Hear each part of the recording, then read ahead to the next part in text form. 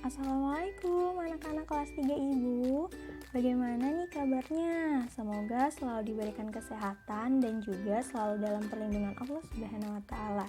Baiklah, hari ini Ibu akan menjelaskan tentang tema 1, subtema 4, tapi Ibu hanya menjelaskan 3 materi saja ya. Yang pertama, cara berkembang biak pada tumbuhan, yang kedua pembagian, dan yang ketiga ciri-ciri tumbuhan. Nah, sebelum memulai pembelajaran, alangkah baiknya kita membaca doa terlebih dahulu ya. Mari kita berdoa bersama-sama ya anak-anak. A'udzu billahi minasyaitonir rajim. Bismillahirrahmanirrahim.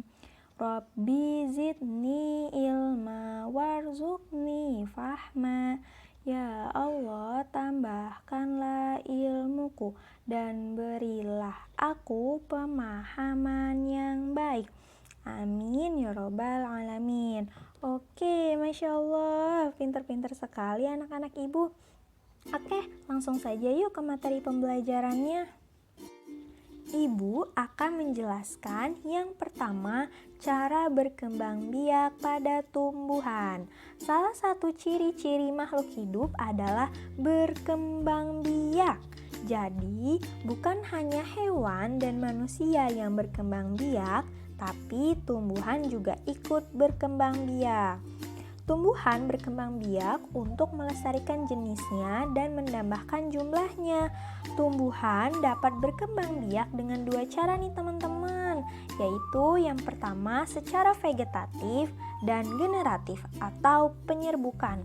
Nah, yang pertama yang akan Ibu jelaskan adalah perkembangbiakan secara vegetatif. Oke, perkembangbiakan secara vegetatif yaitu perkembangbiakan tumbuhan dengan tanpa melalui menanam biji atau tanpa melalui penyerbukan. Perkembangbiakan secara vegetatif dapat dilakukan dengan 2 cara nih. Yang pertama, secara alami atau tanpa bantuan manusia, dan yang kedua, secara buatan dengan dibantu oleh manusia. Yang pertama yaitu ada vegetatif alami. Nah, vegetatif alami ini tanpa bantuan manusia ya anak-anak. Vegetatif alami ini dapat dilakukan dengan cara yang pertama ada secara tunas daun, umbi batang, umbi lapis, dan juga umbi akar. Kemudian yang kedua ada vegetatif buatan yang dilakukan atau dibantu oleh manusia. Ini dapat dilakukan dengan cara mencangkok, mengenten atau menyambung, okulasi atau menempel, stek batang, dan juga merunduk. Nah, tapi kali ini Ibu hanya akan menjelaskan vegetatif secara alaminya saja. Kemudian untuk vegetatif secara buatannya akan Ibu jelaskan di pertemuan selanjutnya ya, sesuai dengan materinya.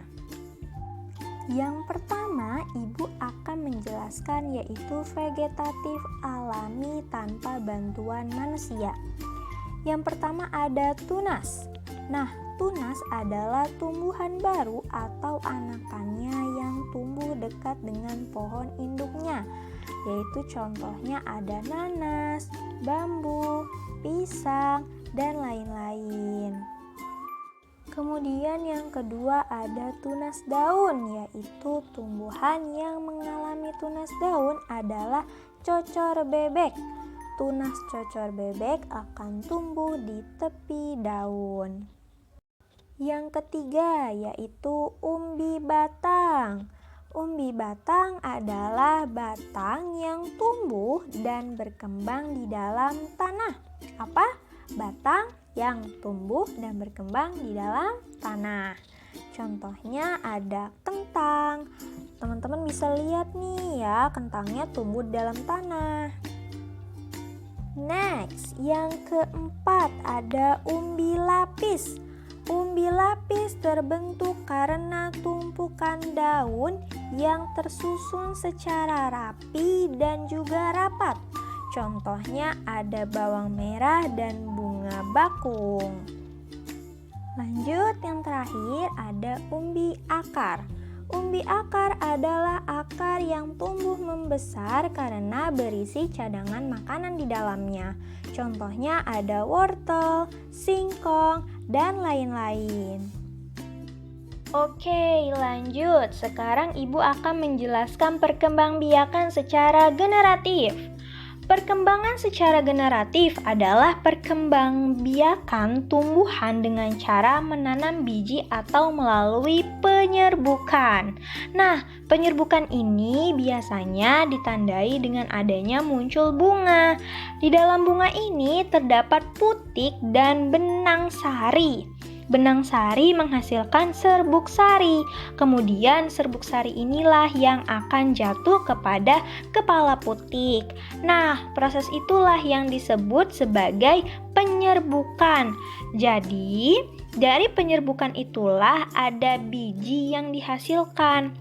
Biji pada beberapa tumbuhan biasanya terlindungi oleh buah nih teman-teman.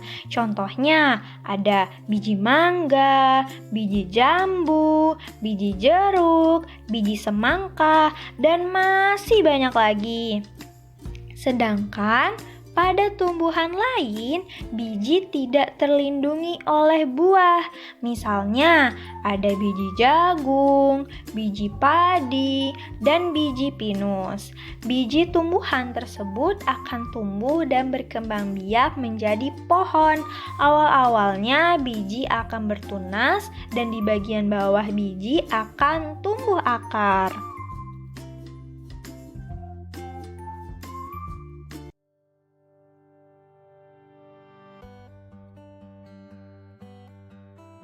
Ibu mempunyai 18 permen.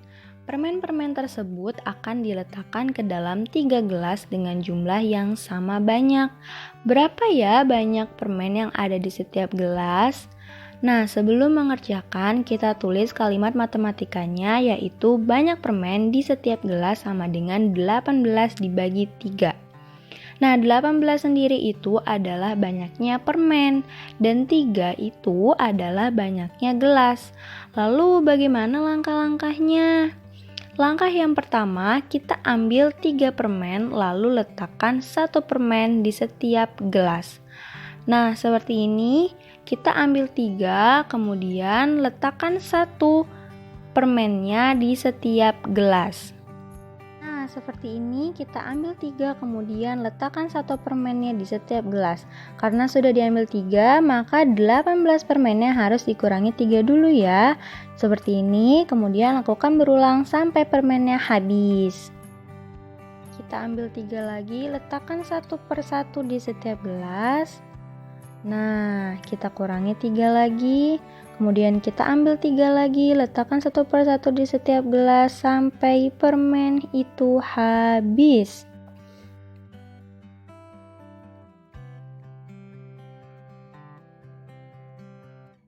Nah, karena permen ibu sudah habis, maka kita beri tanda sebelah sini sama dengan 0.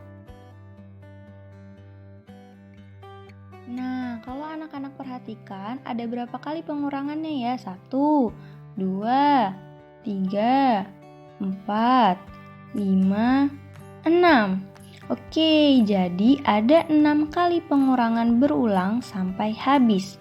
Sehingga 18 dibagi 3 sama dengan 6. 6 itu adalah 6 kali pengurangan berulang sampai habis. Jadi, banyaknya permen di setiap gelas ada 6 permen. Begitu ya. Oke, lanjut. Anak-anak masih semangat kan ya? Oke, selanjutnya kita bahas mengenai ciri-ciri tumbuhan terutama pada bunga. Yang pertama ada bunga mawar. Nih, bunga mawar ini termasuk ke dalam bunga majemuk atau terdiri dari banyak kelopak bunganya. Juga mengeluarkan aroma wangi, berwarna-warni, dan dapat menghasilkan biji. Yang kedua, pada batangnya terdapat duri yang berfungsi untuk melindungi diri. Kemudian yang ketiga, daunnya berbentuk oval dengan bentuk bergerigi pada bagian pinggir daun. Yang keempat, buah bunga mawar terbentuk kecil yang dilindungi oleh selaput pembungkus biji tanaman. Dan yang terakhir, akarnya berbentuk serabut. Selanjutnya ada bunga melati. Ciri-cirinya yang pertama, bunga melati memiliki warna putih walaupun ada beberapa yang berwarna kuning. Yang kedua, bunga melati memiliki aroma atau bau yang khas ya anak-anak. Yang ketiga, mahkota bunga berwarna putih dengan jumlah 5 buah. Yang keempat, bunga melati tumbuh menumpang pada tanaman lain atau pada struktur. Yang kelima, panjang atau tinggi tanaman bunga melati dapat mencapai 3 meter atau lebih. Wah, tinggi sekali ya.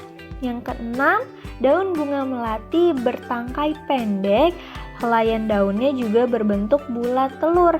Dan yang terakhir, bunga biasanya dipakai sebagai hiasan rambut pengantin dalam upacara pernikahan adat suku Jawa dan suku Sunda. Selanjutnya ada bunga anggrek. Ciri-ciri yang pertama pada tumbuhan bunga anggrek adalah berakar serabut. Yang kedua, memiliki bunganya yang warnanya warna-warni. Yang ketiga, banyak hidup sebagai tanaman epifit atau tanaman yang menempel di pohon tanaman lain. Dan yang terakhir, daunnya berbentuk oval memanjang. Ibu sudahi materi hari ini. Terima kasih untuk anak-anak kelas 3 Ibu yang sudah menonton video pembelajaran ini sampai akhir. Selalu jaga kesehatan, tetap semangat belajar ya anak-anak Ibu sayang. Oke, wassalamualaikum warahmatullahi wabarakatuh. Bye-bye.